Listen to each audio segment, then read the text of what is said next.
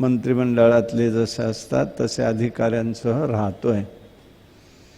त्यांनी लांबून पाहिलं, त्या दोन व्यक्ती कोणीतरी येत आहेत. जटात वाढवलेल्या आहेत, वल्कल धारण केलेली आहेत, तापस वेश दिसतोय, पण मग हातात धनुष्य काय?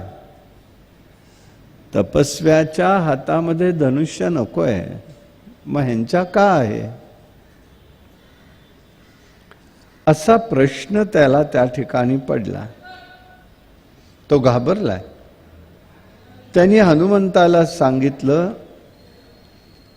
तू जा आणि ते कोण आहे याची चौकशी कर, पण तू तुझ्या नेहमीच्या रूपात जाऊ नको, बटू रूपात जा. म्हणून बटू रूपामध्ये त्या ठिकाणी मारुतीराया येत आहेत.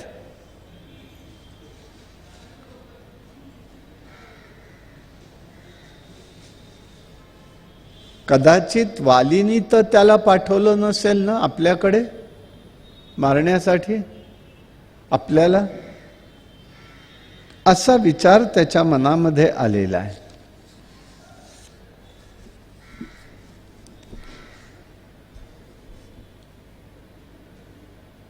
ठीक आहे म्हणाला, मी जातो. असं म्हणून तो त्या ठिकाणी बटू वेश घेऊन मारुतीराया त्यांच्याकडे गेलेले.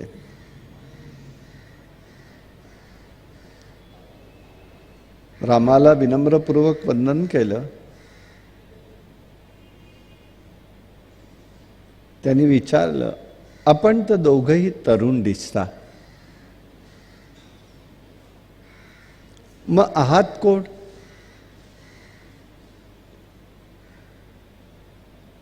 शूर दिसताय, पराक्रमी दिसताय, बरं तापसवेश धारण केलाय आणि हातामध्ये धनुष्य घेऊन तुम्ही चाललेला आहात, तुम्ही नक्की कोण आहात?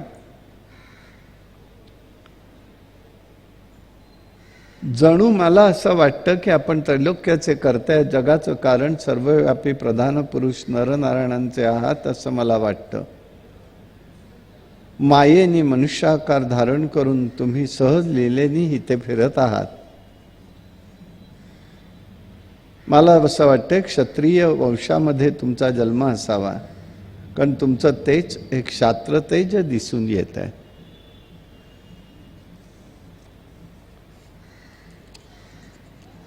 राम लक्ष्मणाला म्हणालेला आहे, हा लक्ष्मण बटुरूप धारण करून आलाय तरी कोण? शब्दशास्त्रामध्ये तो निपुण दिसतोय, निष्णात आहे. कुठेही बोलण्यामध्ये अपशब्द, अहंता हे काहीही नाहीये.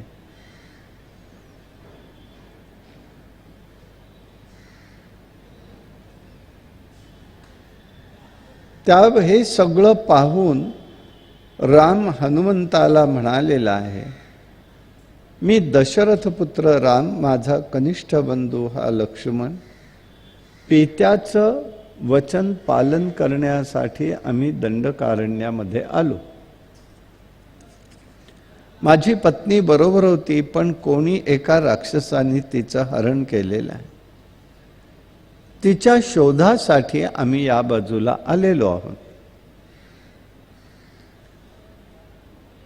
तू कोण आहेस हे तरी सांग. तो महाबटूंनी सांगितलं, सुग्रीवो नाम राजा यो वानराणाम महामती चतुर्भिमंत्रीभिः सार्थ गिरिमूर्धनी तिष्ठन्ति. मी सुग्रीव वानराचा फार मोठा बुद्धिमान राजा आहे. तो आपल्या 4 प्रधानांसह या पर्वतावरती राहतो आहे. मग त्यांनी सगळी आधी हकीकत सांगितली. सुग्रीव हा दुष्ट बुद्धीचा असलेल्या बालीचा कनिष्ठ बंधू आहे. बालीनी त्याला हकलून दिलंय, त्याच्या बायकोचं हरण केलेलं आहे. बालीच्या भयाने हा सुग्रीव इथे ऋष्मक पर्वतावरती येऊन राहिलेला आहे. मी त्याचा सचिव आहे, मी वायुपुत्र आहे. हनुमान हे माझं नाव आहे. माझ्या मातेचं नाव अंजनी म्हणून आहे.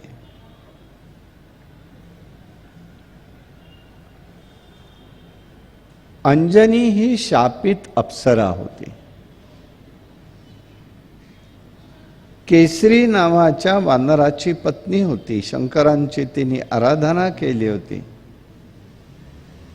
त्या आराधनेचं फळ म्हणजे हा हनुमंत आहे. मूळ नाव मारुती आहे. मरुत वारा, वाऱ्यापासून त्याचं तिथे निर्मिती झाली. त्याच्या आली हकीकत त्यावेळेला बघूया आपण. शंकरांच्या वरानी हा वज्रदेही चिरंजीव परमप्रतापी पुत्र झालेला आहे.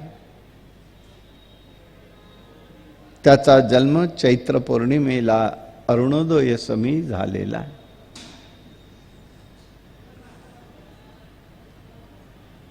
मग हनुमान नाव का पडलं? साधकांनी आपण विचार करताना एक बघायला हरकत नाहीये. कोणत्याही प्रकारचा मान असू नये.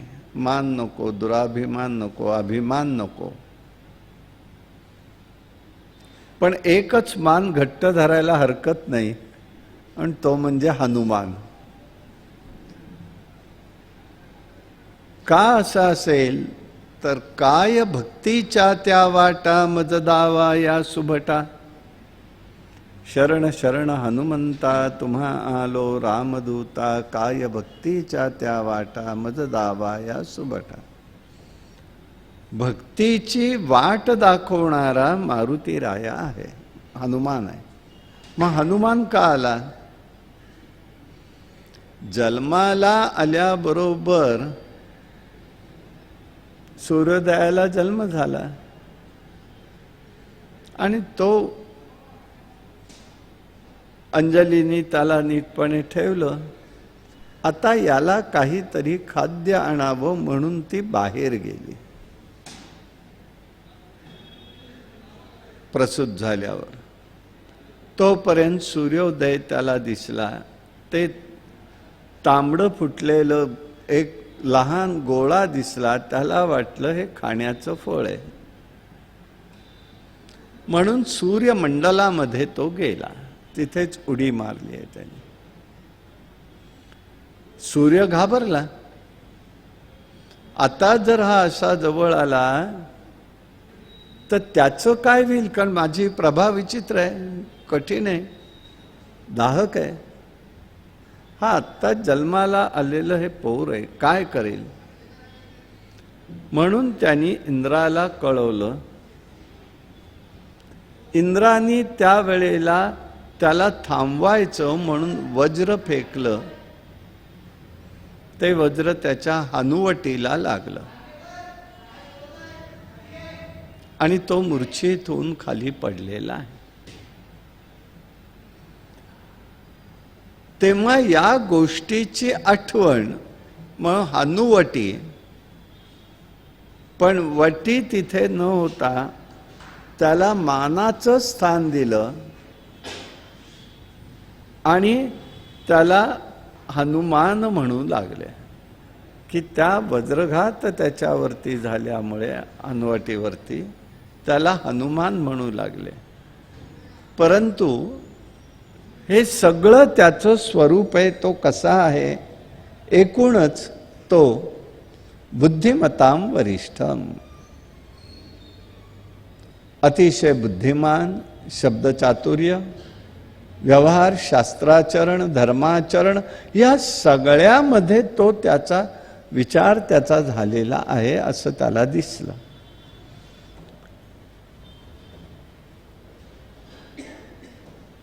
मग नक्की काय आहे हे त्याला कळावं म्हणून त्यांनी लगेच मूळ रूप आपलं प्रगट केलं वानराचं. हे मूळ रूप प्रगट केलं असताना त्याला त्या ठिकाणी लक्षात आलं ह्याचं ताकद काय आहे. मग रामाला तो म्हणतोय, असं करा आता तुम्ही,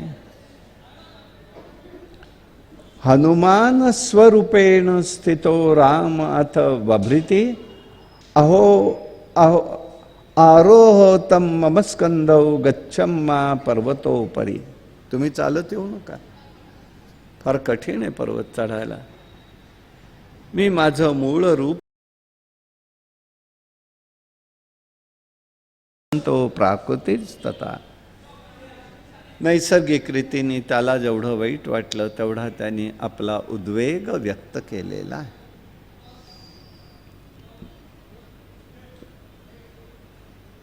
लक्ष्मणाने रामाचं सांत्वन केलं. आपण सुग्रीवाचं सहाय्य घेऊ आणि जानकीला लवकरच प्राप्त करून घेऊ. सुग्रीव म्हणाला, हा राक्षस दुसरा तिसरा कोणी नसून माझ्या माहितीप्रमाणे तो रावणच असणार आहे.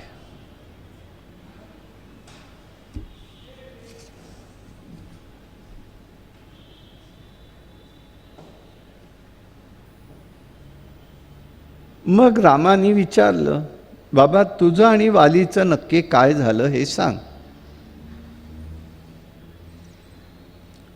मयासुराचा एक मायावी नावाचा मुलगा होता. मयासूर कोण आहे? तर ईश दरबारातला शिल्पी म्हणजे आर्किटेक्चर आहे, आर्किटेक्ट आहे. दैत्यांकरता त्यांनी त्रिपुर निर्माण केली होती. पांडवांकरता इंद्रप्रस्थ निर्माण केलेलं होतं. असा हा मयासूर आहे. त्याचा मुलगा मायावी म्हणून होता, अत्यंत उन्मत्त होता. किष्किंधा नगरीवरती तो आलेला आहे, मोठा सिंहनाद झाला.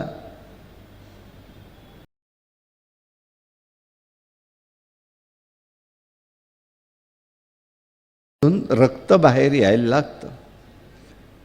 बाहेर हा सुग्रीव आणि काही सैनिक होते.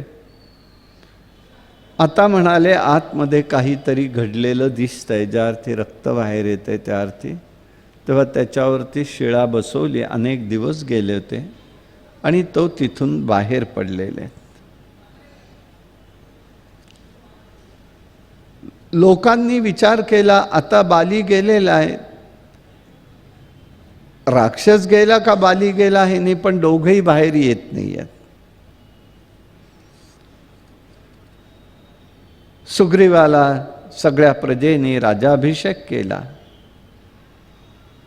काही काळ झाला, बाली कसं तरी करून बाहेर पड.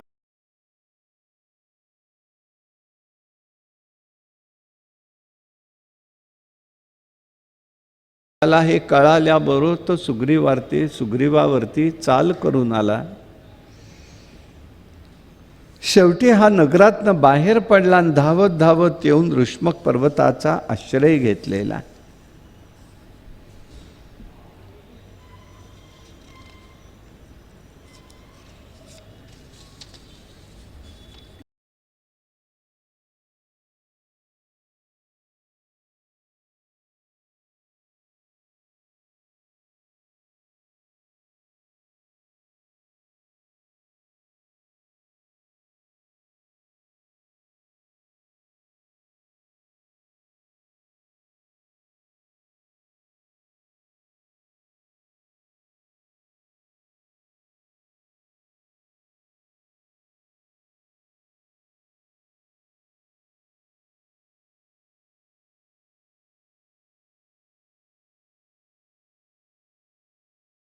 आणि दानव एकाच कॅटेगरीचे, एकाच प्रकारातले, पण सत्वरज तम पुन्हा.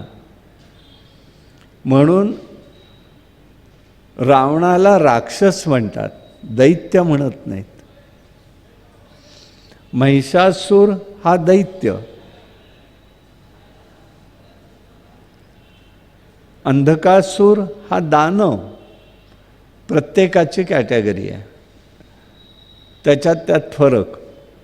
म्हणून ह्याला दैत्य म्हटलेलं आहे. हा किष्किंधा नगरीवर आला असताना रात्रीच्याच वेळेला बालीला त्यांनी युद्धाला बोलवलं. दोघांच्यात युद्ध झालं. बालीने त्या दैत्याची शिंग धरली आणि जमिनीवर आपटलं. शरीराचा एक पाय आणि मस्तक पिळवटून तोडून टाकलं आणि ते मस्तक फेकलं. ते या ऋष्मक पर्वतावरती येऊन पडलं.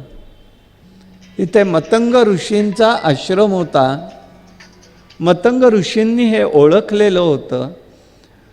या पर्वतावरती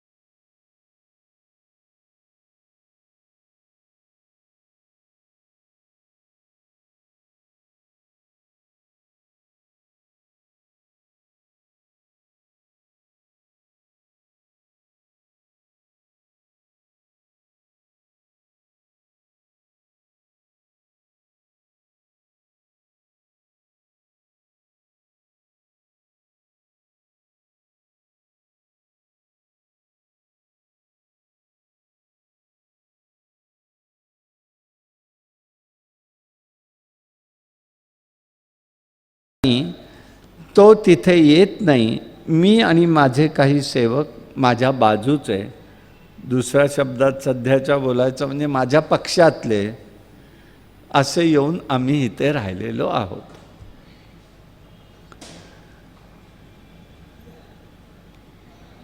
रामा, तू मला बालीच्या मारण्यामध्ये किंवा बालीकडून मला राज्य मिळवण्यासाठी तू काही मदत करशील असं ते मला विश्वास वाटतो. पण हा माझा विश्वास तू सार्थकी करून दाखव मला. कशावरनं मी समजणार? तर आत्तापर्यंत इतकी वर्ष झालेली आहेत. तो जे दैत्यचं रूप जे होतं, तो जो सांगाडा होता, हा कोणालाही हलवता आला नव्हता. तो तू हलवून दाखव म्हणाले. तेव्हा त्यांनी तो नुसत्या रामाने अंगठ्यानी त्याला उचललं आणि खाली फेकून दिलं. तेव्हा म्हणाले मला खात्री वाटते. पण एवढ्यावर नाही म्हणाले. हिते एक ताल वृक्ष आहे. 7 ताल आहेत. या 7 तालांना तू एका वेळेला बाण मारून छेदन कर एकाच वेळेला. बरं, ते 7 ताल होते कसे? तर नागमोडी होते. रामाच्या लक्षात आलेले ते. आता हे करायचं कसं? रामाने गेलेले आहेत पुढे. शेवटच्या तालापाशी जरा गेले लांबवर. आपला उजवा पायाचा अंगठा त्यांनी त्याच्यावरती जमिनीवरती जोरात दाबला पहिल्यांदा. ते ताल सगळे एका रेष.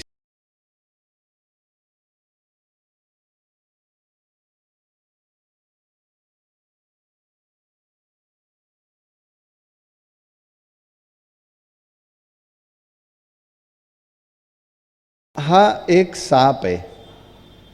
ऋषींच्या शापानी तो जड झाला आणि त्याच्या पाठीवरती हे 7 ताल आलेले होते. त्याच्या शेपटीवरती पाय देऊन त्यांना उद्धार करायचा आहे म्हणून त्यांना आधी सरळ झाला तो सर्प. त्याच्यावर वृक्षही सरळ झाले. आश्चर्यचूडामणी अर्ध राघवम प्रसन्न राघवम उन्मत्त राघवम, अशा प्रकारचं एक विचार त्या ठिकाणी व्यक्त झाला. आणि त्यांनी त्याला त्या ठिकाणी एका ह्याच्यात ते करून दाखवलं. त्याला एका वेळेत सरळ झालेत हे त्या कोणालाही कळलेलं नाही. म्हणून तामिळनाडूमध्ये या सर्व घटनांची स्वतंत्र पुस्तक आहेत. म्हणजे या श्लोकावरती एक एक पुस्तक केलेलं आहे. आश्चर्य चूडामणी, रामायणातले सगळे जे असे आश्चर्यकारक घटना आहेत त्याचे अर्थ आहेत. या घटना कशा घडल्या आहेत, काय काय आहे? अनर्ध राघवम हे एक आहे. मग देवाच्या प्रसन्नतेचे विषय कोणकोणते आहेत म्हणून प्रसन्न राघवम आणि उन्मत्त राघवम. रागवलेत कुठे राम, आणि त्यांनी त्यावेळेला केलेल्या सर्व क्रिया, अशा स्वरूपाचं सगळं सूक्ष्म चिंतन रामायण एकच पाहतो आपण. आपण काय, आपल्याला जी वर्षानुवर्षाची एक सवय आहे, छान आहे ती, की कृष्ण लीलांमध्येच आपण इतके रमून जातो, इतके जातो की दुसरं कुठलाही विषय आता आपल्याला गोड वाटत नाही. स्वाभाविक आहे, मी वाईट काहीच त्याच्याबद्दल म्हणत नाही आहे किंवा दोष म्हणत नाही आहे. पण प्रभूचं चरित्र म्हणून फरक आहे. कृष्णाला भगवंत म्हटलं जातं आणि रामचंद्रांना प्रभू म्हटलं जातं. आणि यामुळे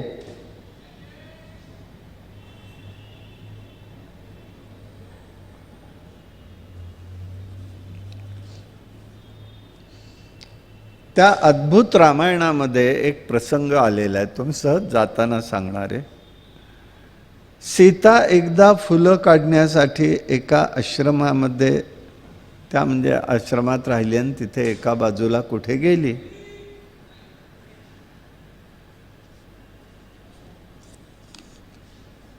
तर तिथे गेल्याबरोबर त्या वनाला शाप होता. तिथे सीतामाई गेली आहे, तो हरिण झालेली आहे. राम सगळीकडे बघतायत, वियोग झाला आणि उन्मत्त झाले. उन्मत्त म्हणजे म्हणायचं असे उद्वेग स्थितीमध्ये गेलेले, पागल झाले म्हणूया. ऋषी समाधी अवस्थेत होते, त्यांनी ओळखलं. ते म्हणाले, अरे या वनाला शाप आहे, कशाला गेली सीतामाई तिथे? जी स्त्री तिथे जाईल तिच्यामध्ये परिवर्तन होईल.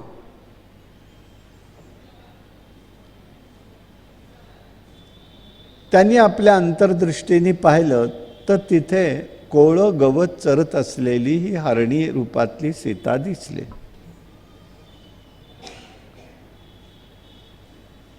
ते पुढे गेलेत ऋषी. त्या हरणीला त्यांनी शापमुक्त केलं आणि रामाच्या स्वाधीन केलं. म्हणून त्या ऋषींनी, म्हणजे शंकरांनी, तिथे एक फार छान शब्द वापरला आणि त्या शब्दावरनं मला ही गोष्ट सांगायची आहे तुम्हाला, पण मी आधी गोष्ट सांगितली. तो शब्द असा वापरला आहे, त्वां भजन्ति महात्मनः संसार निवृत्तिये त्वां प्राप्य मोक्ष सचिवम. मोक्ष सचिव रामाला म्हणतात, मोक्षाचा अधिकारी म्हणत नाहीयेत, मोक्ष सचिव आहे. राम कसा आहे? मंत्र्यांचा सचिव आपल्याला माहिती आहे, पण राम कोण आहे? तर मोक्षाचा सचिव आहे. हा शब्द त्यांनी काढला. मग मोक्षाचा सचिव का आहे? तर हिते घडलेली घटना, म्हणजे किती शंकर पार्वतीला सांगताना बारीक सारीक गोष्टींची नोंद त्यांनी केलेली आहे आणि त्याचे शब्दप्रयोग वापरलेत. मोक्ष, अन्यथा कुठेही मोक्ष सचिव असा रामाला शब्द नाही आहे. अशा प्रकाराने त्यांनी त्यांना दाखवून दिलं आणि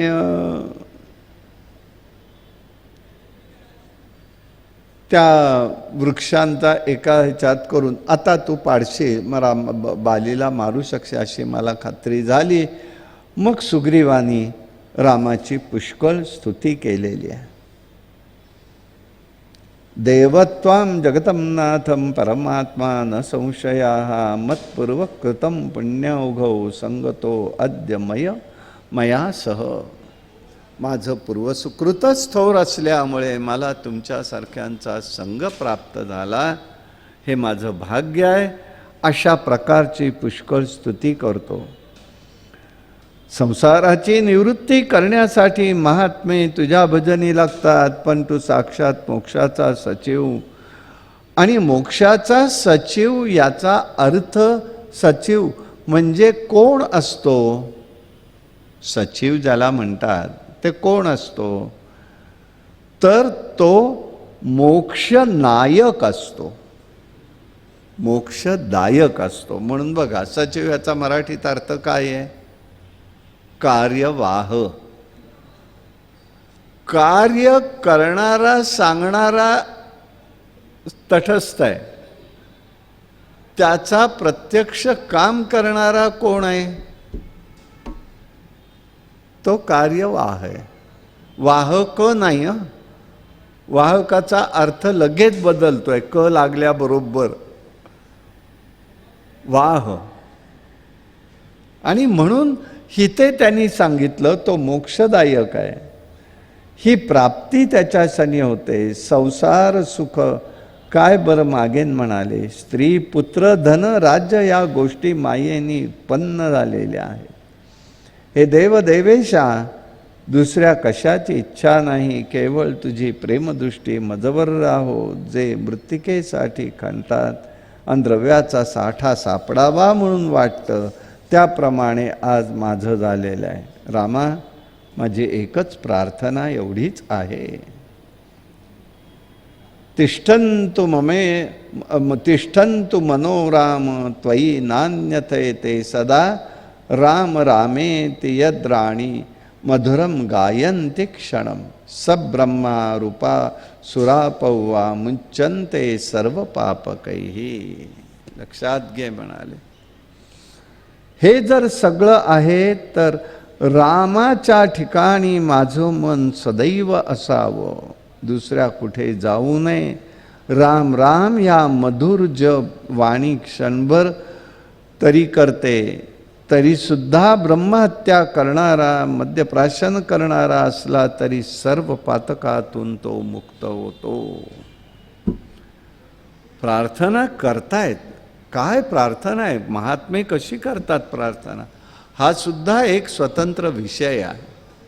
आपल्याला काहीच कळत नाही. ती शबरी सांगते ना, मला काय कळतंय म्हणाले, बोलावं काय करावं काय काहीच कळत नाही. मी दासांचे अनुदास आहे, माझा अधिकारच नाही आहे, मला मी ओळखू नये. आज आपली भावना काय होत आहे? इतके दिवस देवा तुझी सेवा करतोय, तू काय केलंस आमच्यासाठी? झालं गेलं सगळं. यासाठी आहे का देवाची सेवा? निरपेक्ष सेवा म्हणजे काय आहे? निर्गुण निराकार असलेल्या परमात्म्याच्या ठिकाणी आपण तादात्म्य व्हायचं आहे. मी रममाण फार म्हणणार नाही, कारण मन रिजवण्यासाठी रममाण होणं आहे. मनाला गुंतवून ठेवलं म्हणजे तेवढंच बरं. म्हणजे उद्देश रामनाम घेण्याचा नाहीये, मन गुंतवण्याचा आहे. म्हणून भाव आणि हेतू काय आहे त्याच्यावरती तुमच्या साधनेचं फलित अवलंबून आहे. भाव आणि हेतू काय? हेतू मन रमवायचा असेल तर मन रमेल, राम मिळेल असं नाही होत आहे. नामाचं फळ मिळत नाही. तादात्म्यामध्ये परमात्म्याचं फळ मिळतं, अनुभूती येते. आणि यासाठी महत्त्वाचं असतं, ज्याच्या सान्निध्यात येते त्याच्या सान्निध्यात राहायचं, म्हणजे त्या ठिकाणी आपल्याला त्याचा अनुभव यायला तात्काळ मदत होते. म्हणून सुग्रीव सांगतोय, मला आता कशाचीच अपेक्षा राहिलेली नाही, मी तुझ्या सान्निध्यात आलेलो आहे. अशा प्रकाराने त्यांनी सांगितलं. एका वेळेला त्याला हे सगळं मिळालेलं आहे. मृत्यूचं भय असल्यामुळे भेदबुद्धी सदैव होते, ती नाहीशी होणं अत्यंत आवश्यक आहे. पहिल्याच वेळेला राम म्हणाले, मी पहिल्यांदा तुला तुझं राज्य देवतो, कारण ते दिल्याशिवाय पुढे मदत मिळणार नाहीये. राम बालीला युद्धासाठी बोलवतो, सुग्रीवाला सांगतो तो की तू जा म्हणाले, त्याला आवाहन कर, मी मागणं येतो. युद्धाला बोलवलं. नगरीमध्ये सर्वजण गेले. राम लक्ष्मण झाडाच्या आड थांबलेले. वालीला सुग्रीवानी हाका मारली. वाली पण आला. ज्या दिवशी युद्ध झालं त्या दिवशी त्या बालींनी त्या सुग्रीवाला पार रक्तबंबाळ केलं. रामाला प्रश्न असा पडला होता, ह्याच्यातला बाली कोण आणि सुग्रीव कोण, म्हणून तो मारलंच नाही त्याने. दोघंही इतके सारखे होते दिसायला की त्याच्यामध्ये तुलना करता येत नव्हती, म्हणजे ओळखता येत नव्हतं. न जाणून चुकून सुग्रीवच मारला गेला तर काय करायचं, हा प्रश्न त्याच्या पुढे होता. शेवटी तो धावत पळत ऋष्मक पर्वतावर परत आलेला रामाला म्हणतो, सुग्रीवा, रामा, तू जर तुला मारता येत नाही त्याला हे जर मला सांगितलं असतं तर मला त्याच्याकडनं का मारतोयस? तूच मला मार ना, म्हणजे तुझ्या हातनं मृत्यू आला हे मला तरी समाधान लाभेल. रामाला वाईट वाटलं. त्यांनी सांगितलं, अरे तुम्ही दोघे इतके सारखे दिसता, मला माहित नव्हतं. बाण सोडताना मित्राला लागला तर काय करू, यासाठी मी तुला एकच सांगतो, उद्या जाताना तू गळ्यामध्ये एक माळ घालून जा. तो म्हणाला, मी जाणारच नाही. वाली मला युद्धामध्ये आता मारू शकेल आणि तो मला सोडायचा नाही. मग रामाने त्याला पुष्कळ समजूत सांगितली. शेवटी तयार झाला, माळ घातली, निघालेला आहे.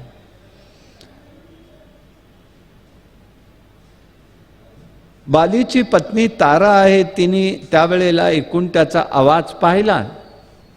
म्हणाली, आज तुम्ही जाऊ नका, मला तरी वाटतंय.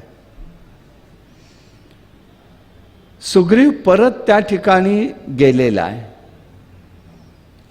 आज मात्र मी त्याला सोडत नाही असं म्हणून त्याच्याबरोबर युद्ध करू लागला. तारा सांगते, अंगत मृगय करता गेलेला आहे. त्याला समजलं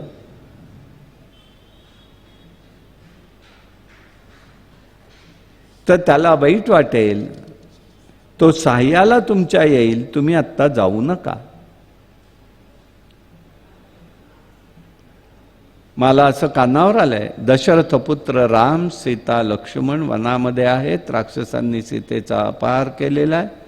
सुग्रीवाला सहाय्य करायचं, सुग्रीवानी सहाय्य करायचं त्याला ठरवलेलं आहे. म्हणून तुम्हाला मी आत्ताच सांगते की तुम्ही या ठिकाणी त्याच्याशी वैर करू नका. रामाला शरण जावं, कुळाचं रक्षण होईल, अशा प्रकारचा विचार तिने सांगितला. राम मला काहीच करू शकणार नाही, कारण रामाचं मी काहीच दोष पत्करलेलं नाही.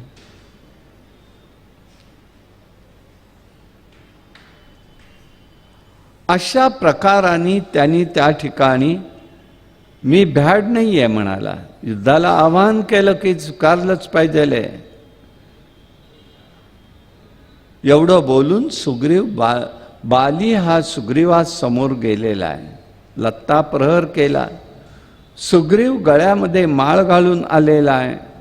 वृक्षाच्या आड उभं राहून रामाने बालीला बाण सोडला आणि तो बाण बालीला लागल्याबरोबर तो पडलेला आहे. त्याची शुद्ध हरपते. राम जवळ गेला. कोदंडधारी रामराया त्याला समोर दिसलेला आहे. दिव्य भुजा आहेत, सुंदर रूप आहे. रामाला बाली म्हणतोय, रामा, मी तुझा काय अपराध केला म्हणून तू बाण मारलास मला? कोणत्या राजधर्माचं तू पालन केलंस? तुझी पत्नी जर राक्षसांनी पळवली आहे तर मी सहज लीला आणून दिली असती. कारण राक्षसांचा राजा हा रावण आहे. रावणाला म्हणाले, मी 6 महिने माझ्या मांडीखाली दाबून ठेवलेला होता संध्यावंदन होईपर्यंत. तेव्हा मला काही जड नव्हतं. कोणता राजधर्म पाळला? धर्मनिष्ठ स्वतःला म्हणवतोयस आणि या वानराचा राजाचा तुला वध करून काय मिळालं म्हणाले. धर्मनिष्ठ शब्द ऐकल्याबरोबर राम बोलू लागले, तू बोललाच बरं झालं, मी धर्माचा रक्षक आहे म्हणाले. अधर्माचं आचरण करणाऱ्यांचा वध करून सद्धर्माचं पालन मी करत असतो.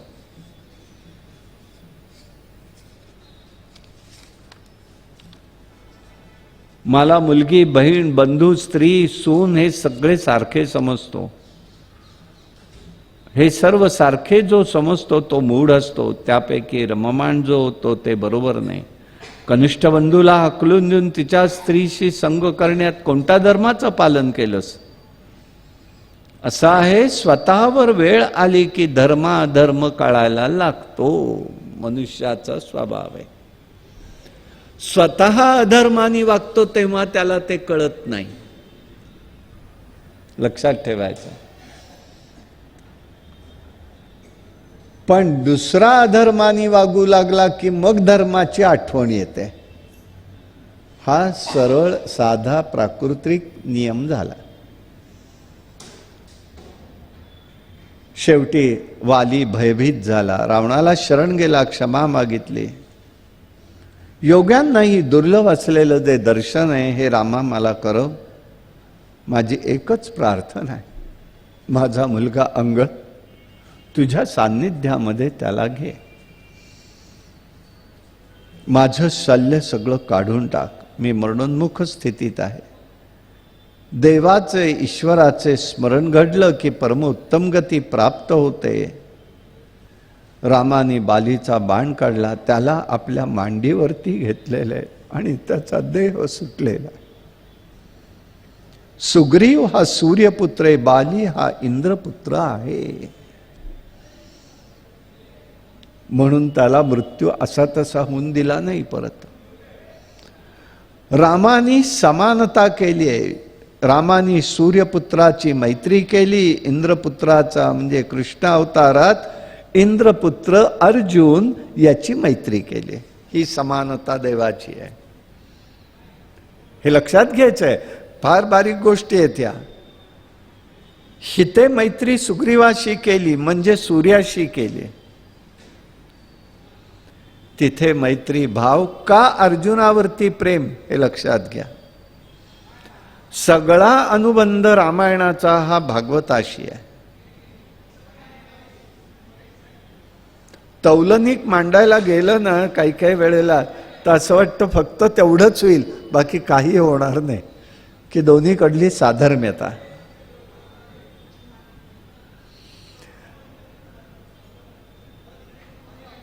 अशा प्रकाराने पण सूर्यपुत्र इकडे आत्ता वध केला इंद्रपुत्राचा, तिकडे म्हणजे सूर्यपुत्राकडनंच म्हणजे अर्जुनाकडनंच इंद्रपुत्राकडनंच कर्णाचा वध. कोणतोही सूर्यपुत्र आहे. असा जो भाग आहे तो अत्यंत आपल्याला या व्यक्तिमत्वांच्या जवळ घेऊन जात असतो. बालीवध झाला, सुग्रीवाचं निमित्त झालं. रावण बालीपेक्षा बलवान होता. कार्तवीर्यही बलवान होता. कार्तवीर्याने सुद्धा 6 महिने रावणाला तुरुंगात ठेवलं होतं. परशुरामांनी सोडवलं, परंतु बालीने त्याला परतत्व प्राप्त करून दिलं. तेव्हा एका मैत्रीचा करार होता. लंका किंवा किष्किंधावरती कधी स्वारी करायची नाही, म्हणून रावण हिते कधी आलेला नाही. कार्तवीर्याच्या नगरीकडे गेला नाही. पौलस्य ऋषींनी जाऊन मुलाला सोडवून आणले कार्तवीर्याला कडून रावणाला. 6 महिने बंदीखान्यात ठेवलं होतं, म्हणून तो 2 ठिकाणी जात नव्हता रावण कधी.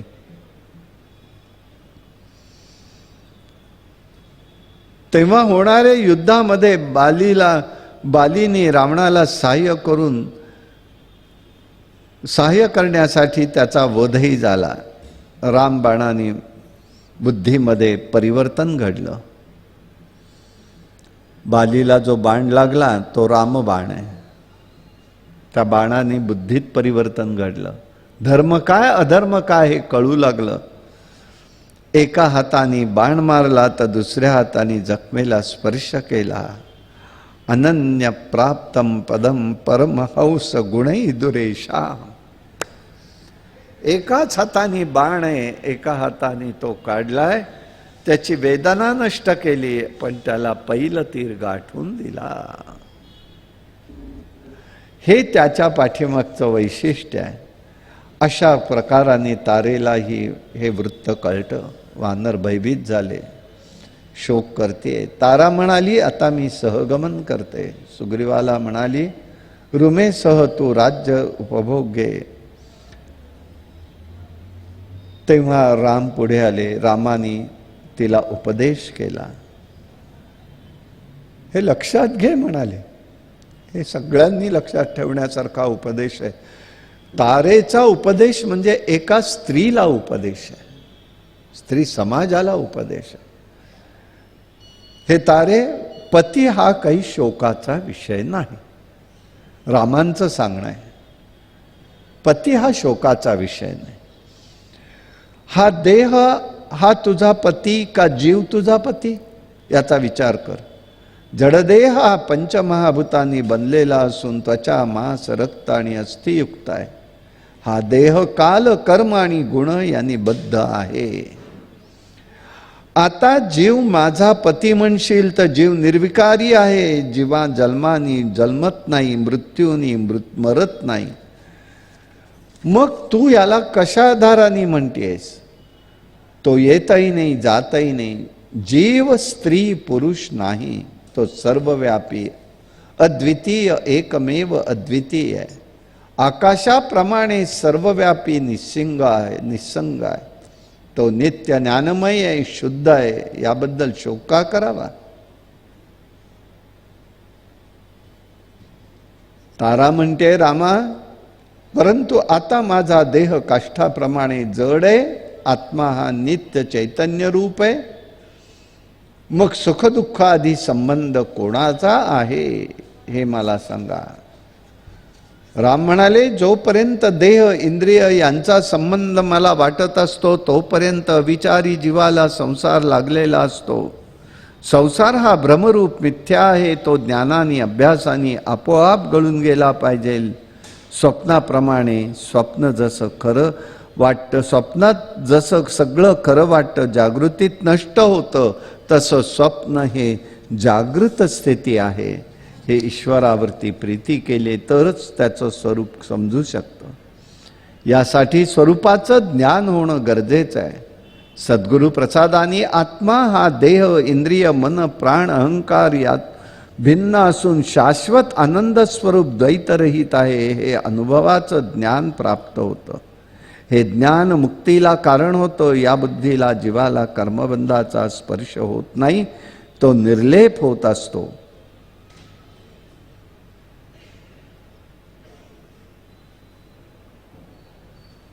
तारेला हा उपदेश पटतो.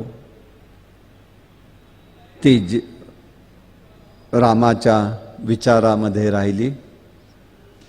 सहगमनापासून परावृत्त केलेलं आहे. हे लक्षात घ्यायचंय. आपल्याकडे ही परंपरा तशी नव्हती. जो मध्ये काळ विपरीत यवनांचा आक्रमणांचा वगैरे जेव्हा झाला आणि अत्याचार जेव्हा होऊ लागले समाजाकडनं स्त्रियांवरती आणि प्रबलता नष्ट झाली, दुबळेपण आलं, त्या क्षणाला या गोष्टी सुरू झालेल्या आहेत. रामाने सांगितलेलं नाही. रामाने कुठेही सांगितलं नाही. तिला रामाचा मंत्र दिलाय तिला आणि ती त्याच्यामध्ये तादात्म्य राहिलेली आहे. सुग्रीवाला बालीचा अंतविधी करण्याला सांगितलं. सुग्रीवाला राज्याभिषेक केला. राम तेथे परत गेले नाही.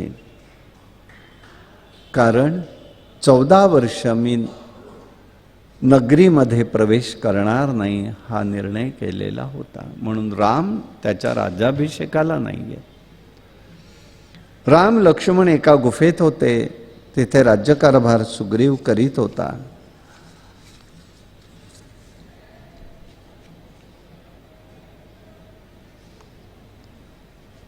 इथे एक महत्वाचं वाक्य असं आहे, स्वर्गापि न सुखम तस्यम्मा विना रघुनंदनम. बाली स्वर्गात गेला तर गेला तो स्वर्गात जाईल, पण माझ्याशिवाय त्याला स्वर्गात सुख वाटणार नाही, तेव्हा काय करावं मी? हा प्रश्न जेव्हा ही म्हणते तेव्हा तारा म्हणते, पत्नी म्हणते, तेव्हा पत्नीला सांगितलंय पत्नीदानम फलम भवेत. आता एकच काम कर, मनानी पतीचं तू दान दे. पत्नीदानम फलम भवेत. मला दोन गोष्टींची प्रकर्षाने आठवण होते. एक गोष्ट अशी, भागवतामध्ये एक संदर्भ आलेला आहे, म्हणजे विष्णू पुराण वगैरे असेल, पण कृष्ण चरित्रात असं धरू आपण, की नारदांना सत्यभामा विचारते, अधिक मास आहे तर मी दान कोणाचं करू, कशाचं करू? तेव्हा देव म्हणतात आवडत्या वस्तूचं करायचं. मग या विश्वात तुझी आवडती वस्तू कोण आहे? कृष्ण आहे. कृष्णाचं दान कर म्हणून सांगतात. तो शब्द मला इथे आवडला, पत्नी दानम फलम भवेत. पत्नीने दान पतीचं करायचं. आता हिते अर्थ काय आहे? हिते म्हणायचंय काय आहे? म्हणजे मला मुक्ती आहे, तर तिथे अर्थ खरा असा आहे, दान द्यायचं म्हणजे आसक्ती ठेवायची नाही, त्याला बंधन होतं. दानामध्ये आसक्ती शिल्लक राहिली तर ते दान दान ठरत नाही. मी हे दिलं, मी हे पाहिलं, मी हे केलं आणि मी हा त्यातनं सुटत नाही. यासाठी अगदी घडलेला प्रसंग सांगतो. इथे येणाऱ्या होत्या आपल्याकडे सरस्वती गोखले म्हणून होत्या. पुष्कळ 98-99 वर्षाच्या त्या गेल्या.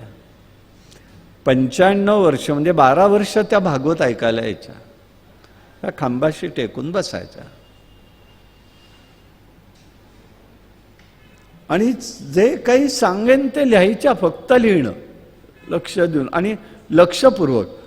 म्हणजे प्रारंभीच्या एकदा काळामध्ये मी राजा परीक्षिताचा सर्पदंश झाला हे सांगायला विसरलो. मी सांगतो ना, त्यावेळेला काय होती परिस्थिती माहिती नाही, पण झालं. काही शब्द बोलल्या नाहीत, सगळेजण गेले. अशा तिकडनं इकडे आल्या आणि मग मला म्हणाल्या, आज जरा फारच तुम्ही भावूक झालात. मला आधी कळे ना. म्हणे नाही, राजा परीक्षितला हो सर्पदोष झाला हे सांगायला विसरलं. अरे बापरे म्हटलं, असं झालं. मग म्हटलं तुम्ही लिहित होतात का ऐकत होतात? म्हणे माझं दोन्हीही चालू असतं, कानही चालू आहे आणि डोकंही चालू आहे. एवढं महत्वाचं नाही, मी त्याला नाही महत्व देत, म्हणजे सांगण्याचा उद्देश सांगितला. त्यावेळेला राजीव गांधींनी विधवा पेन्शन सुरू केल्या, फॅमिली पेन्शन. त्यांचे मिस्टर कोर्टात होते वाटतं आणि जाऊन जवळजवळ 50 वर्ष, म्हणजे 50 वर्ष झाली होती. 50 नुसते नाही तर 50 वर्ष झाली होती. आणि आता वय झालेलं होतं पुष्कळ. खापर पतवंडापर्यंत मनुष्य, पण एकट्या राहत होत्या ह्या रमणबाग चौकाच्या इथे पाटकांच्या वाड्यामध्ये. तर नातू सांगायला आला, डॉक्टर गोखले, हिमांशू सोसायटीत त्यांचा दवाखाना आणि हे आहे.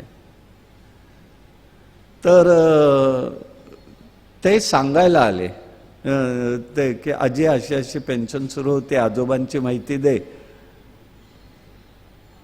बरं, काही बोलल्या नाहीत त्या. आणि त्यांची यायची वेळ म्हणजे सकाळी 6-6:30. रस्त्याने गर्दी असते, मला चालताना प्रश्न नको, आपल्याला नको, लोकाला आपला नको. आणि तिथून यायच्या घरी. म्हणाले मी आज जरा लवकर आली आहे. आणि सौभाग्यवतीनं सुनबाई म्हणायच्या, सुनबाई चहा टाकलास तरी घेईन बरं का मी. दे नाही, टाकलाच तर घेईल. बोलण्याचा एक गमतीचा भाग म्हणून. तर म्हणाल्या, आज मी एक प्रश्न घेऊन आली आहे तुमच्याकडे. मला वाटलं काय या गोष्टीतलं काहीतरी विचारतायत, अर्थ काय काय नाही. आता एकाने असाच मला फोन केला होता, ज्ञानेश्वरीत असं आलं, ते कुठे आले? म्हटलं आत्ता रामकथा डोक्यात आहे, आता मी ज्ञानेश्वरी कुठे आणू म्हटलं, सांगतो. आणि तेवढ्यामध्ये फोन ठेवला आणि मला आठवलं, मग परत फोन केला. असो. तर म्हटलं ते विचारतायत. नाही विचारलं. तर मला म्हणाल्या, मी आतापर्यंत म्हणाले मी एकटी राहिले. म्हणजे मुलांची शिक्षणं सगळी लहान होती, त्यांची शिक्षणं, त्यांचं डॉक्टर की काय जे असेल ते सगळं रेटलं. प्रभूचं स्मरण. आणि एकच मी धरलं, ते गेल्यापासूनच लहान असताना गेलेले. म्हणजे असं नाही, मुलगी काहीतरी त्यावेळेला 2 वर्षाची होती, इतकं लहान असताना. तर म्हणाले, त्यामुळे मला हे सगळी धगाधगीच करावी लागली आयुष्यभर. पण एकदा ती सरळ झाल्यानंतर मी जे माझं समर्पित जीवन समर्थचरणी केलेलं आहे, तर आता माझ्या पुढे प्रश्न असा आहे, आता मला नातू म्हणतोय आजोबांचं नाव सांग, त्यांच्या वडिलांचं नाव सांग, ते कुठे होते सांग. कुठे होते लक्षात आहे, कारण सारखा पट्टेवाला दारात असायचा, कोर्टात होते, ते लक्षात आहे. पण मला जर आत्ता विचारलं माझे पती कसे होते तुम्ही सांगा, तर मला काहीही आठवत नाही. मग मी त्यांच्या नावाची पेन्शन घेऊ का घेऊ नको? काय प्रश्न एकेकाचे येतात. आणि मला आता म्हटलं काय करावं काही कळत नाही, उत्तर काय द्यायचं. आता हे सगळं हा पूर्ण खाजगी प्रश्न. नाही, ते तुम्ही सांगा मला.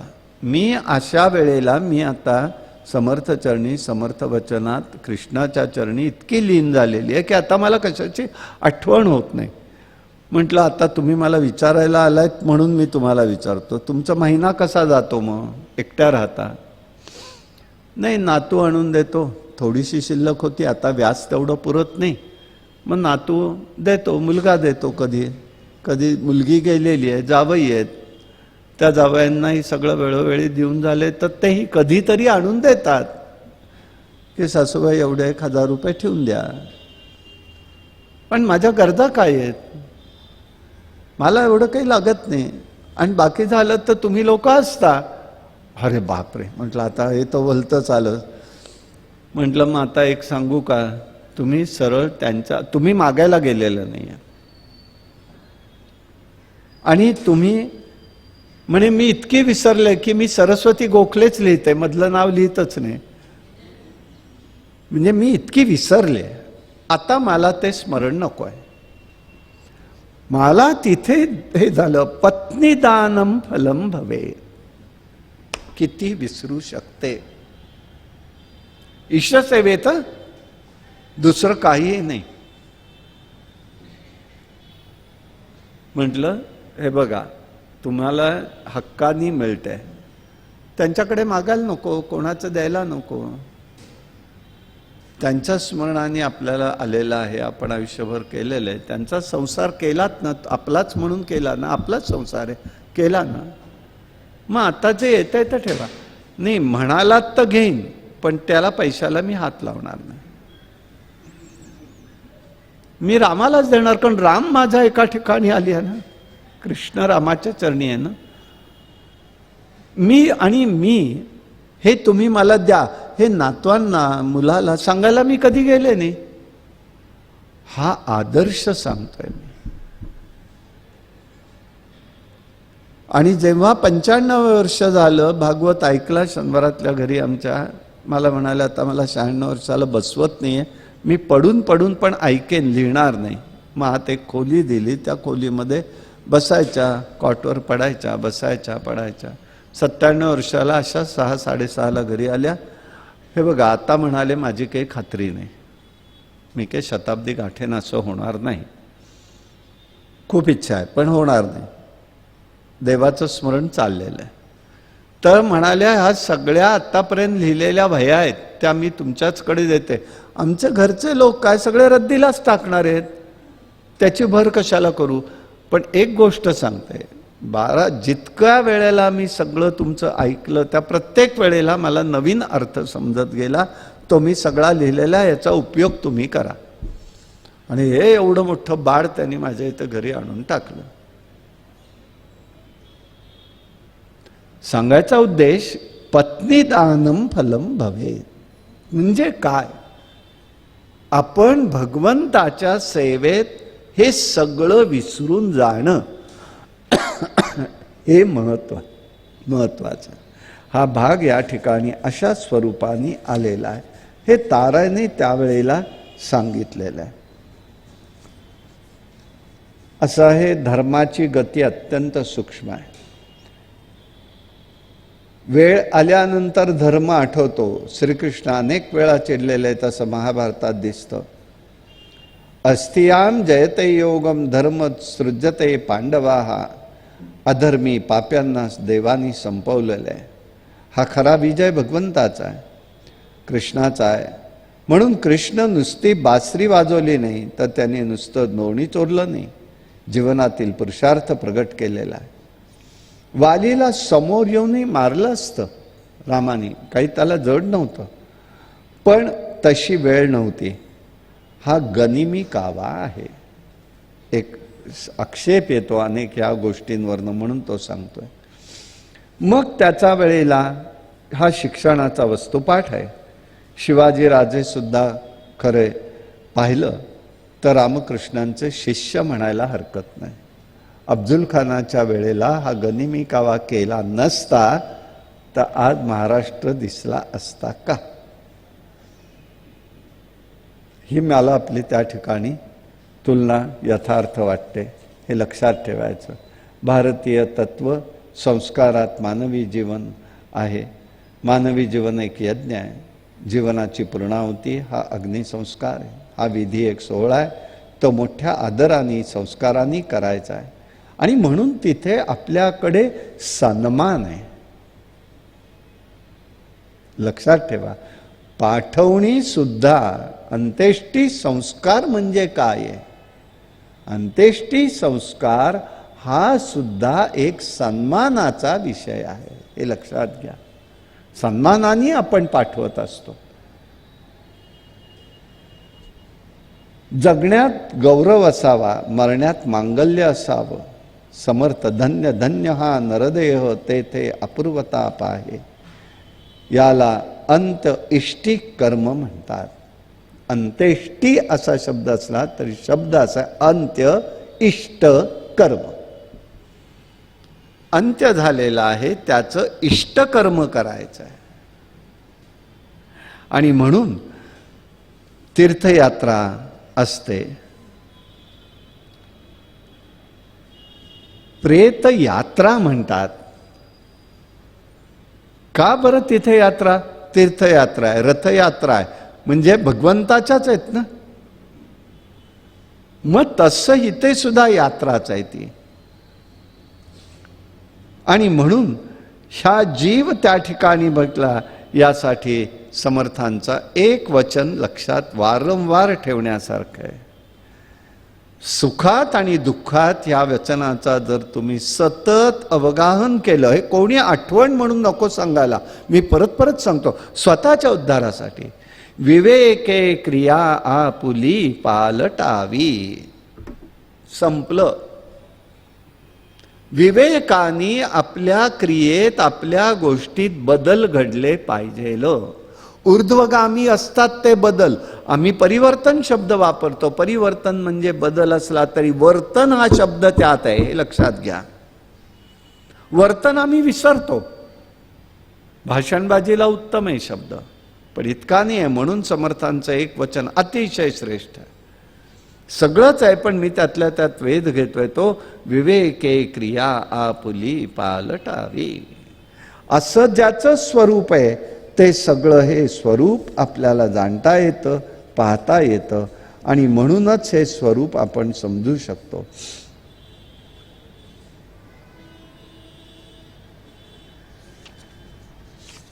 यासाठी हा सगळा भाग सांगितलेला आहे. प्रभूंनी मग त्याच्या पुढे क्रियायोग सांगितलेला आहे. त्यामध्ये बंधू म्हणून उपदेश केला नाही, तर भक्त म्हणून उपदेश केलेला आहे. पण तसा अशा प्रकाराने आता हा जो आहे सुग्रीव तो राज्य करू लागला. पाऊस पडायला लागला होता, पावसाळ्याचे दिवस होते, होणार काहीच नव्हतं. म्हणून त्यावेळेला तिथे सगळेजण राम आणि लक्ष्मण गुफेमध्ये बसलेले आहेत. आणि त्यावेळेला रामाच्या मनामध्ये विषय आला आणि त्यांनी त्या ठिकाणी लक्ष्मणाला उपदेश केलेला. लक्ष्मण बंधू म्हणून उपदेश करत नाही, तर एक शिष्य म्हणून त्यांनी उपदेश केलेला. पर्जन्याचा काळ होता, गुफेमध्ये राहत होते, कंदमुळं फळे खावीत राहतायत. ध्येयनिष्ठ मुनी ज्याप्रमाणे निश्चल असतात त्याप्रमाणे पशुपक्षी हे रामाला पाहून स्तब्ध होते. अशा वेळेला लक्ष्मणाने रामाला विचारलं, रामा, या लोकी भूतलावर लोक कर्मोपासना करतात कशी ते सांगा. हे ऐकण्याची इच्छा आहे. ही उपासना सांगा की सामान्य समाजातील लोकांनाही ती करता येईल ती पद्धत सांगा. लोक उपकाराचा मार्ग मोकळा करून द्या. राम म्हणाले, ईश्वराच्या उपासनेच्या प्रकाराला कोणतीही मिती नाही, अंत नाही. तथापि शास्त्र वेद आज्ञेच्या आधाराने जर पाहिलं तर तुला मी सांगतो, आपल्याकडे ऋषीमंडळींनी गृहसूत्र निर्माण केलेली आहेत. गृहसूत्रामध्ये आपल्याला लक्षात येईल अश्वलायन सूत्र, अमुक सूत्र, गौतम सूत्र. प्रत्येकाच्या कुटुंबाच्या पद्धतीने कोणत्या सूत्रांनी धार्मिक विधी व्हायचे, जन्मापासून अंत्येष्टीपर्यंत ती सूत्र आहेत आपल्याकडे. त्याला त्यांनी इथे गृहसूत्रानुसार म्हटलंय. निरनिराळ्या शाखेचे निरनिराळे ग्रहसूत्रात्मक असतात, त्याला सूत्रात्मक ग्रंथ असं म्हणतात. त्यामध्ये हा सगळा विषय आलेला आहे. ब्राह्मणत्व आलं वा मनुष्य जन्म आला तर मनुष्याने भक्तिपूर्वक सद्गुरूंपासून मंत्रोपदेश घ्यावा. परत अंडरलाईन करतो, समाधीपासून नाही. अलीकडे काही नाही पेक्षा बरं, पण समाधी अनुग्रह सांगितलेला नाही कुठे. अंतःकरणपूर्वक आराधना करावी. आराधनेचे साधन म्हणजे हृदय, म्हणजे मानसपूजा, अग्नी, एखादी मूर्त, सूर्यनारायण ही स्थानं सांगितले. देहशुद्धीसाठी स्नान करावं, संध्याआधी कर्म करावं, कर्माच्या आरंभी संकल्प करावा, सद्गुरूचं स्मरण करावं, पाषाण धातूच्या प्रतिमेचं स्नान करावं, मृत्तिकेच्या मूर्तीला मार्जन करावं, शास्त्र मान्य असे गंध अक्षत फुलं व्हावीत, वास घेतलेलं फूल वाहू नये. गंधद्वारा दुरादर्शा नित्यपुष्टा करिशिणी, याप्रमाणे सगळं होत असतं. गंध हा फक्त भगवंतापर्यंत जात असतो आणि पहिला तो गंध हा फक्त भगवंतानीच घ्यायचा, म्हणून तो त्या ठिकाणी करण्याची पद्धत आहे. विधिवत पूजा करावी, प्रतिमा मूर्तीवर अलंकार घालावेत, त्याप्रमाणे देवालाही संतोष होतो. शक्य असेल तेव्हा होम करावा, सूर्याची पूजा करावी अथवा प्रतिमा काढून पूजा करावी. पंचमहाभूत पूजन प्रतीक करावीत. वस्त्र, दर्भ, मृगचर्म याच्या योगाने आसन सिद्ध करून निर्मळ अंतःकरणाने देवाकडे तोंड करून बसावं. इथे दर्भ शब्द आलेला आहे. दंडकारण्याचा भाग च्या वेळेला काल मला तो घेता आला नाही विषय की प्रत्येकाचे अर्थ काय. त्याच्यामध्ये एक शब्द असा आहे की ज्या भागामध्ये दर्भसुद्धा उगवले जात नाहीत तो शापित भाग आहे, म्हणून त्या भागाला विदर्भ भाग असं म्हणतात. रामायणात उल्लेख आहे तो, अध्यात्म रामायणात. विदर्भ, दर्भही तिथे उगवत नाही, शाप आहे त्याला. दंडका दैत्य होता, त्याला दिलेला शाप आहे तो, आणि म्हणून तिथे उगवत नाही. अशा वेळेला हे मी सांगितलं की आसन सिद्ध करून अंतःकरणाने देवाकडे करून तोंड करून बसावं. बाह्य अभ्यंतर न्यास करावेत, अर्घ्यपाद्य पूजन करावं, मधुपर्क करावा. यासाठी 4 पात्र ठेवायत. हृदय कमळात जीव हा परमात्मा या रूपाने चितकलेचं ध्यान करावं. स्नान, वस्त्र, अलंकार देऊन पूजन करावं. ऐश्वर्य असेल तर कापूर, केशर, कृष्णागुरू चंदन उत्तम सुवासिक द्रव्य समर्पण करावी, दशावतरण पूजा करावी, आचार्य संहितेमध्ये त्याचा उल्लेख आहे. नंतर निरांजन धूप दीप नैवेद्य अर्पण करावेत. सर्व काही असलं तरी ईश्वर भावाचा भुकेला हे समजून घ्यावं. पुरुष सुक्त म्हणावं. हवन करावं, मौन धरून पूजा करावी, भूमीवर साष्टांग नमस्कार करावा, घोर संसारापासून माझं रक्षण करा असं म्हणून नमस्कार करावा. असं हे पूजन करतात ते सारूप्य प्राप्त होतं. हा पूजाविधी परमगुप्त आणि अत्यंत पवित्र आहे. हा मी तुला सांगतो. जे जे दिवसभर कर्म करतील त्याच्यात रूप माझं पाहावं, हाही उपासनेचा मार्ग आहे. सर्व कर्म अंतिम ब्रह्मार्पण करावं. फलदाता घेणारा देणारा तोच आहे ही धारणा असावी. कर्म उपासना करताना समन्वय पद्धतीचा विचार असणं आवश्यक आहे. बुद्धीचा विकास होऊ शकतो. ज्ञानाला आणि बुद्धीला विकासाची विकासाची साधनं म्हणजे कर्म आहेत. व्यक्तिगत कर्म उपासनेत व्यक्ती विकास होतो, तर सामूहिक कर्म उपासनेत सामूहिक विकास घडतो. ईशशक्ती विशेष रूपाने आविष्कृत होते. नाममंत्राने अखंड अविरत भगवंताचं भजन घडतं, हा उद्देश आहे. बाह्य विषय सगळे विसरून जाणं हा अंतिम समाधान आहे. शांती आनंद ज्यांना लाभलेला आहे तेही साधक ते कर्म करीत राहतात. तो आनंद जी शांती टिकावी लागते म्हणून विषय विसरून जाणं हे सत्कर्म म्हटलं जातं. ज्ञानदेव म्हणतात येथे उत्पत्ती आघवी विसरीजे, हे निर्विशेष समाधान आहे. देव येतात परित्राणाय साधूना विनाशायच दुष्कृताम, हे त्यांनी प्रत्यक्ष करून दाखवलं. प्रत्येक युगात दुष्ट लोक आहेतच, पण त्याचा नारा कशाला करायचा आहे? धर्मरक्षण करतायत ना परमात्मा. म्हणून ज्ञानदेव म्हणतात दुरितांचे तिमिर जाओ, जे खळांची व्यंकटी सांडो, दुष्टबुद्धीचा नाश हो, उदय होऊनी प्रकाश हे म्हटलेलं आहे. करी वास हृदयी पाहे गुंतलो नेनता, असो तुम्हा माझी चिंता. आयुधांचा नाश म्हणजे दुष्टवृत्ती, असुरांचा नाश म्हणजे दुष्टवृत्तीचा नाश आहे. धर्माचं रक्षण कसं आहे तर ईश्वर निष्ठांची मांदियाळी निर्माण करायची आहे. हे भगवंताचं कार्य आहे. भगवत भक्त एकत्र आणायचे आहेत. या ईश्वरी शक्तीचा आविष्कार आहे. ईश्वर स्वरूपाचं ज्ञान होण्यासाठी ज्ञानाचं ज्ञान कर्म उपासना आहे. सर्वांच्या हृदयात हा ईश्वर आविर्भाव असतो. तो उत्सव जयंत्या पुण्यतिथीच्या निमित्ताने जागृत होतो आणि हे कर्म उपासनेचं फळ आहे. ज्ञानोपासनेत कर्म उपासनेत प्रतिबंध असू नये म्हणून सतत कर्म उपासने ईश्वर सान्निध्य प्राप्त करून घेणं ही एक उपासना आहे. ईश्वर सर्वभूतानां हृदयश्च अर्जुन तिष्ठते, भ्रमयन्ते सर्वभूतानि यंत्र रूढानी मायायाम. ईश्वर कृपेने हृदयात ईश्वरशक्ती जागृत ठेवली पाहिजे, म्हणजेच त्याची अनुभूती येते. किष्किंधा याचं एक स्वरूप आहे. किम किश धा म्हणून दिव्य स्वरूपाचं हे सूत्र आहे. ऋग्वेदात नासदीय सूत्राची अवस्था आहे. अंग द म्हणून आहे. अंग आणि द हे वायुतत्व आहे, प्रकृती स्वरूप देणारे, आणि अंग हे वायुतत्व प्रगट करणारं आहे. यामुळे त्याला अंगद असं म्हटलं आणि त्या अंगदानी रामाची शिष्य म्हणून तो प्रसिद्ध पावला. अशा प्रकारचं एक चिंतन आपल्याला रामाने त्यावेळेला व्यक्त केलेलं आहे.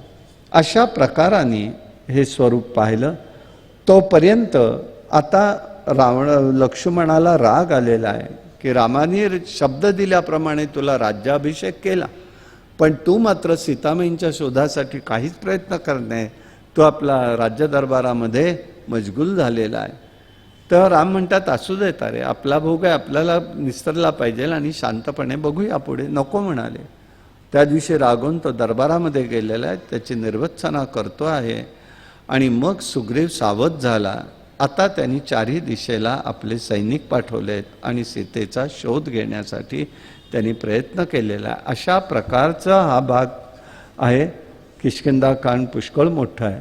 आपण उद्याला परत त्याचा विचार करू. कायेन वाचा मनसेंद्रिय वा बुद्ध्यात्मना मा प्रकृती स्वभाव करोमि यद्यं सकलं परस्मै नारायणाय समर्पयामि. हरि ओम तत्सत. विठ्ठल विठ्ठल विठ्ठल विठ्ठल विठ्ठल विठ्ठल विठ्ठल विठ्ठल. कुंडली कवरदा हरि विठ्ठल. श्री ज्ञानदेव तुकाराम महाराज के जय. अवधूत चिंतन श्री गुरुदेव दत्त.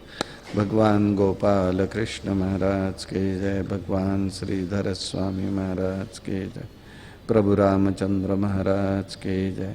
जय जय रघुवीर समर्थ. हरि ओम.